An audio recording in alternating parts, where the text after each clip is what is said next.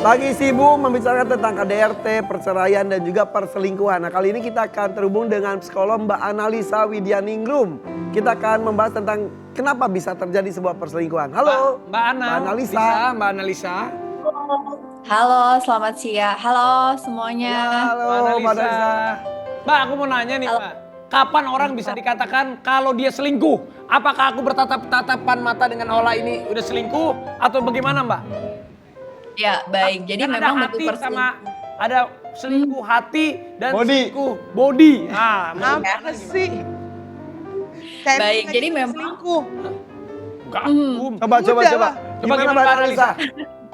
Iya baik, jadi memang bentuk perselingkuhan itu ada dua jenis ya, yang paling kita sering dengar tuh kan yang secara fisikal gitu ya. Ada relasi fisik, tapi sebenarnya secara emosional itu juga bisa dikatakan perselingkuhan.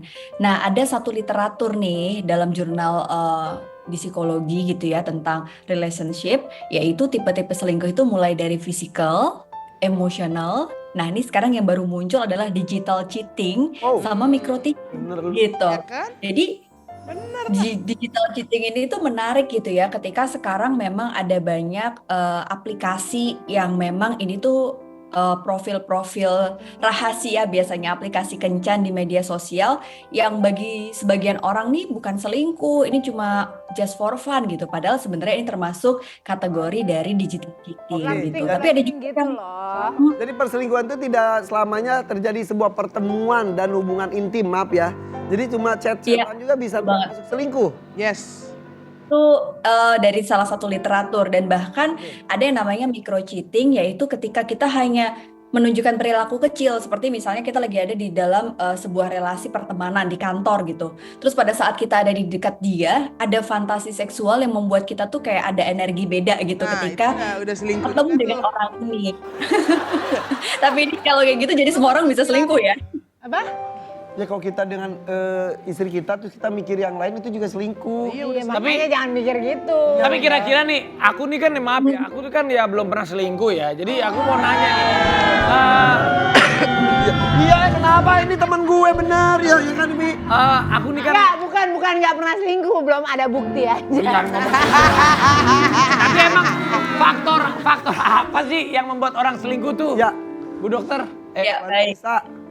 Jadi kebanyakan itu yang saya temukan adalah ketika ada ketidakpuasan terhadap satu pasangan dengan pasangan lainnya gitu. Jadi artinya ekspektasinya itu beda. Iya, jadi ketidakpuasan ini bisa jadi tidak hanya secara seksual ya, tapi juga membangun emosional. Pada saat relasi ini berjalan, ternyata ada kebosanan, ada ketidakpuasan antara pasangan ini, itu satu. Oke. Yang kedua nih, ini juga menjadi salah satu faktor yang biasanya muncul, yaitu ada peluang. Jadi biasanya ada sebuah opportunity yang memang kayak nggak sengaja datang orang ketiga yang menggoda. Ini awalnya nggak nih gitu, tapi pada saat dia ada di dalam sebuah kesempatan gitu kan, ini menjadi salah satu faktor juga yang kebanyakan akhirnya selingkuh. Bener. Nah ini yang ketiga yang menarik nih. Tiga. Pada saat orang itu memiliki pemahaman atau norma yang dia yakini bahwa selingkuh itu nggak apa-apa. Jadi ada yang seperti itu. Tapi ini kan selingkuh tuh jangan hanya ke laki-laki saja, perempuan pun berselingkuh bisa juga, betul ya? Iya. Ya, betul banget. Dan bahkan dalam riset tadi itu perempuan yang berselingkuh, dia memiliki kemungkinan untuk lebih mudah berselingkuh lagi dalam relasi berikutnya dibandingkan pria gitu. Karena begitu nggak ketahuan, oh aman nih gitu kan. Terus biasanya kan memang lebih cenderung laki-laki gitu ya yang selingkuh ya gitu. Jadi dia menganggap bahwa perempuan itu bukan selingkuh, tapi dia punya satu kesempatan yang lebih besar nih untuk berselingkuh lagi gitu. Oke. Itu yang lebih ngeri. Dampak dari perselingkuhan tuh ya, yang ya buat sama yang diselingkuhi atau selingkuhan apa sih? Yang pasti kan kepercayaan sudah Betul. tidak bisa kayak dulu lagi. Tapi bagaimana itu baiknya tuh kalau udah kayak begitu tuh ya? Kenapa lu nanya serius banget sih? Enggak, ini si Ola. Gue nggak nanya apa-apa dari tadi Tadi diem. bisikin gue lu terus ngomong. Gimana sayang lagi. Ya. Analisa. Baik.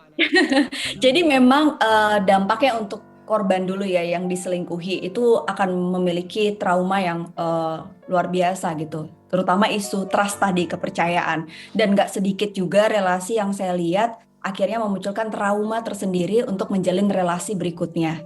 Itu pertama. Yang kedua, kalau sedih itu pasti gitu ya. Yang kedua, kemudian dia memiliki perasaan yang was-was gitu, takut kalau misalnya nanti pasangan berikutnya lagi tuh akan menyelingkuhi dia dan lebih sulit untuk percaya dengan pasangan barunya. Itu yang kebanyakan muncul. Sip, tadi kan Jadi- disebutkan kalau selingkuh itu bisa berbagai macam faktor. Salah satunya mungkin Ya. pasangan yang sekarang kurang bisa memberikan yang diinginkan oleh pasangan yang ini. Ada juga bisa Betul. karakter orang emang nggak puas Tabiatnya, dengan emang tabiatnya juga ada. tabiatnya gitu ya. Nah, kalau misalnya Iya, terjadi betul. dengan beberapa faktor tersebut, apa yang harus dilakukan jika pasangan kita selingkuh? Oke, pertama memang nggak mudah gitu ya ada di posisi itu karena dihianati, dibohongi, diselingkuhi itu kayak kita tuh seperti disakiti, seperti kayak orang dibunuh gitu. Tapi nggak kelihatan proses menyakiti dan pembunuhan itu. Karena yang kita lihat adalah pada saat kita diselingkuhi biasanya pikiran kita tuh langsung meledak gitu kan. Nah, ini perlu banget untuk menenangkan diri dulu gitu, menenangkan pikiran kita, berhenti untuk menyalahkan diri sendiri, menyalahkan pihak-pihak, coba fokus untuk ke emosi dulu gitu. Biasanya kalau saya lihat korban-korban dari perselingkuhan itu saya minta dia untuk menghindari dulu curhat dengan relasi baru atau bahkan di media sosial. Kan kadang ada yang curhat di medsos atau mungkin curhat dengan pasangan atau dengan teman lawan jenis. Ini justru malah bahaya. Ya. Malah memunculkan relasi baru gitu. Dan yang paling penting sebenarnya adalah pergi ke konselor pernikahan atau ke profesional lainnya gitu untuk bisa membangun self esteem setelah mendapatkan perselingkuhan itu dari pasangannya. Pendapat Mbak Ini- Mbak Ana tersayang, terbaik, top, mantap is the best. Bagaimana Mbak Ana tentang orang yang bertahan karena anak, walaupun dia sudah Ya. berselingkuh sekali, terus-terusan lebih dari sekali, tapi dia terus bertahan karena anak. Lu ngomongin siapa sih? Pengalaman siapa, Raf? Enggak, bukan. Oke. Ini kan Oke. gua kan baca. Oh iya sendiri. iya yang lagi Oke, itu oke. ya. Yang lagi. Itu gimana tuh? Ya, baik. Jadi selama ini memang benar ya Mas Raffi ya, banyak orang yang mempertahankan relasi pernikahan padahal sudah ada perselingkuhan, belum lagi ada kekerasan di dalam pernikahan mereka di depan anak. Bertahan untuk anak itu sebuah pemikiran yang mungkin emosional kita sebagai orang tua. Wajar banget ya Mbak Ola, Mas Raffi gitu ya, bahwa memang kalau kita lihat ya pasti nggak mau anaknya tuh menjadi korban. Tapi ternyata ada sebuah riset yang menarik. Anak-anak korban perceraian ini dikumpulin nih dalam sebuah eksperimen di psikologi. Oke. Mereka ketika ditanya, perasaan mereka itu pada saat orang tuanya berpisah, itu tidak sesakit pada saat dia melihat pertengkaran orang tuanya di depan dia gitu. Jadi justru dampak psikologis terberatnya itu bukan pada saat perpisahan orang tuanya, tapi pada saat orang tua ini bertahan dengan pertikaian, apalagi ada pengkhianatan yang anaknya ketahui. Ini dampaknya justru lebih bahaya dibandingkan perpisahan. Oke. Jadi memang kalau memang udah nggak ini ya disudahi dengan baik-baik dan anak akan melihat konsep pernikahan yang baik. Begitu. Jadi tadi Mbak Ola nanya katanya berarti lebih baik berpisah daripada tapi bertahan. baik-baik daripada bertahan ngelihat hal-hal seperti itu. Begitu kan Begitu. ya, mana ya? Iya, betul banget Mbak Ola gitu. Walaupun semua orang nggak ada yang pengen berpisah ya, pengennya semuanya baik-baik. Tapi kan nggak ada relasi yang ideal yang kita pengenin gitu.